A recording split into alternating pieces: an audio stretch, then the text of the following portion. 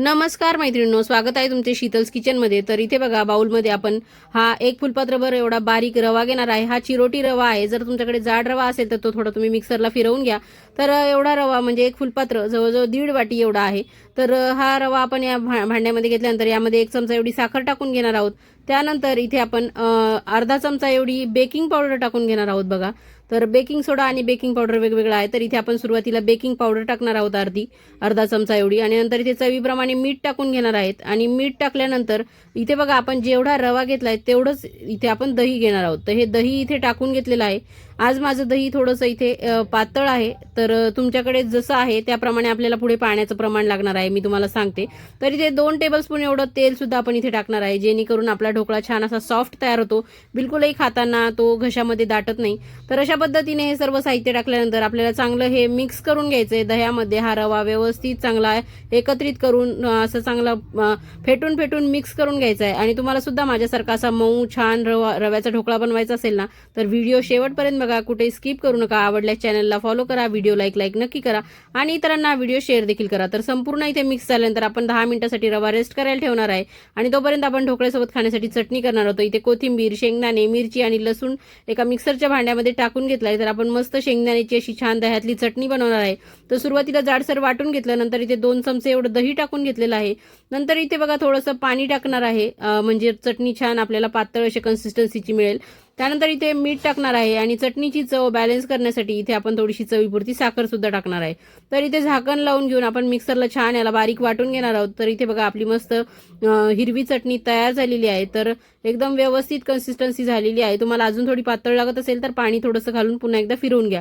तर एका भांड्यामध्ये ही चटणी आता आपण इथे काढून घेणार आहे आणि चटणी आपली आता इथे रेडी झाली आहे। तर आता आपण रवा आपला किती भिजलाय ते बघणार आहोत। तर रवा बघा असा छान भिजलेला आहे एक 10-15 मिनिटांनंतर। तर घट्ट झालाय भिजल्यानंतर, कारण रवा फुलून आलेला आहे। तर आता आपण यामध्ये किती पाणी टाकायचं हे बघणार आहोत। तर मी तुम्हाला सुरुवातीला सांगितलं माझं दही पातळ होतं आज, त्यामुळे पाणी किती लागेल हे तुम्हाला मी सांगते। तर सुरुवातीला इथे बघा मी पाऊण फुलपात्र एवढं पाणी घेतलेलं होतं। तर त्यातलं थोडंसं पाणी मी यामध्ये टाकून घेतलंय आणि हा रवा चांगला फेटून घेणार आहे पुन्हा एकदा। रवा व्यवस्थित पाण्यामध्ये एकत्रित करून घ्यायचा आहे आपल्याला, आणि अजून थोडंसं पाणी इथे मी टाकून घेणार आहे। तर अशा पद्धतीने बघा जवळजवळ मी पाऊण फुलपात्र्यापैकी अर्धा फुलपात्र एवढं पाणी वापरलेलं आहे, कारण माझं दही पातळ होतं। तुमचं घट्ट असेल तर तुम्हाला पूर्ण पाऊण फुलपात्र एवढं पाणी लागेल। तर अशी कन्सिस्टन्सी रव्याची झाली पाहिजे। तर आता आपण ना ही रव्याची अशी कन्सिस्टन्सी झाली आहे तोपर्यंत याला आपण जे स्टीमर प्लेट आहे त्याला ग्रीस करून घेणार आहोत तेलाने। आणि तोपर्यंत हे सगळं तयारी करेपर्यंत मी स्टीमरमध्ये नेहमीसारखं पाणी उकळत ठेवलेलं आहे। तर इथे बघा आपली प्लेट रेडी झालेली आहे आणि आता याच्यामध्ये अर्धा चमचा एवढा मी सोडा घालणार आहे। सुरुवातीला आपण अर्धा चमचा एवढी बेकिंग पावडर घातली होती आणि आता अर्धा चमचा एवढा खाण्याचा सोडा घालणार आहोत। तुम्ही इनो पॅकेट टाकलं तरी चालेल अर्धा। तर अशा पद्धतीने त्या सोड्यामध्ये पाणी टाकायचं आणि पुन्हा एकदा फेटून घ्यायचे, म्हणजे सोडा सगळ्या रव्यामध्ये व्यवस्थित सर्व बाजूंनी मिक्स होतो, कुठेही त्याच्या गुठळ्या तशाच राहत नाहीत आणि पॅचेस पडत नाहीत मग आपल्या ढोकळ्याला। तर व्यवस्थित हा फेटून झाल्यानंतर इथे बघा मी स्टीमर केलेल्या प्लेटमध्ये हा सगळा रवा मिक्स केलेला याच्यामध्ये टाकून घेणार आहे। तर सगळं असं टाकायचं आहे आणि ह्या भांड्याचं सुद्धा मी सगळं पुसून यामध्ये सगळं टाकून घेणार आहे।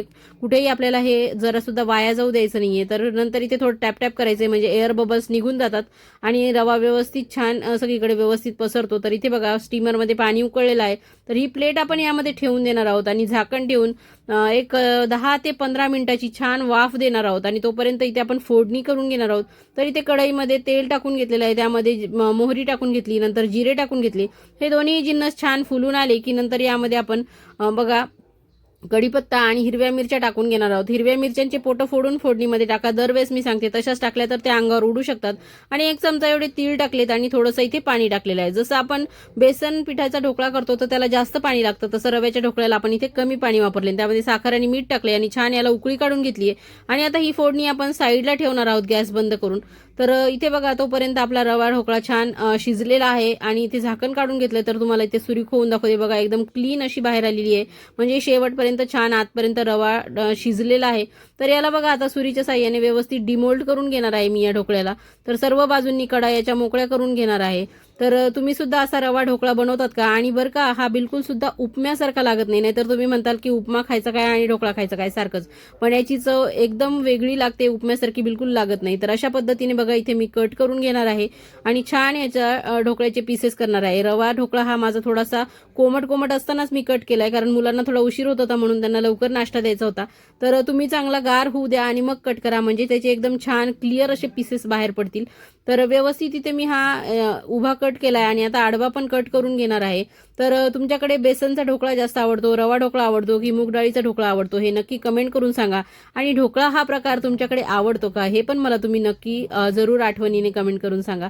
तर तुम्हाला मी बनवलेले व्हिडिओ चांगले वाटत आहेत का, की काही त्यामध्ये चेंजेस करावे, काही सूचना करायच्या असतील तर तुम्ही हक्काने त्या करू शकता. तर अशा पद्धतीने बघा इथे मी व्यवस्थित हा ढोकळा कट केलाय आणि आपली फोडणी देखील इथे छान गार झालेली आहे. तर ती आता आपण या ढोकळ्यावर थोडी थोडी करून सगळ्या बाजूंनी पसरवून टाकून घेणार आहोत.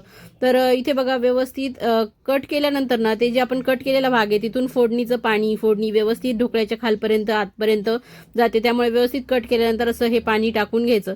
आणि कोणी येणार जर असलं ना, तर तुम्ही असा रवा ढोकळा छान शिजवून ठेवून देऊ शकतात आणि ते आल्यानंतर यावरती मस्त फोडणी टाकून सर्व करून देऊ शकतात त्यांना. तर ते बघा फोडणी आपली टाकून झालेली आहे आणि यावरती मस्त कोथिंबीर टाकून घेतली आहे. तुम्हाला आवडत असेल तर ओला नारळ किंवा सुका नारळ किसून यावरती टाकून घेऊ शकतात. तर यातला मी एक पीस तुम्हाला काढून दाखवते.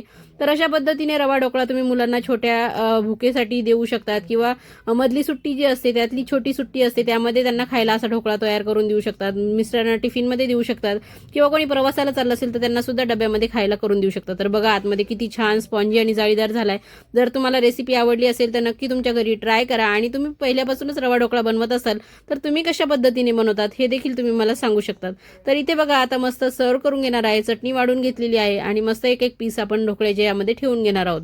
तर तुम्हाला माझी रेसिपी आवडली का जरूर मला कळवा आणि माझ्या पद्धतीने एकदा नक्की ट्राय करून बघा. एकदम अप्रतिम अशा चवीचा हा ढोकळा तयार होतो. हलका फुलका, पचायला देखील एकदम पोटाला हलका असा हा ढोकळा तयार होतो. तर नक्की ट्राय करून बघा. आणि बघा इथे किती छान शाईन आली आहे फोडणी टाकल्यामुळे आणि ढोकळा पण खूप मस्त दिसतोय. तर आता बघायचं काय याच्यामध्ये, याच्यातलाच एक पीस उचलायचा आणि मस्त चटणीमध्ये डीप करायचा आणि खायला सुरुवात करायची. तर खा प्या मजा करा. थँक्यू, धन्यवाद.